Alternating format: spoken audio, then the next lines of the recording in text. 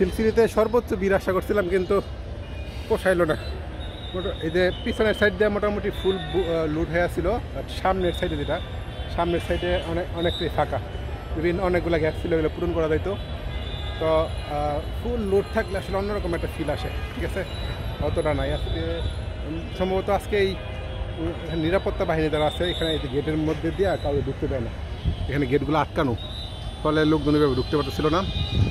আর স্টেশনে মোটামুটি পাবলিক আছে, কেউ যদি নিয়ত করে আসতে বাসা থেকে যে আমি আজকে স্টেশনে ঢুকবো, সে ঢুকে ফেলছে।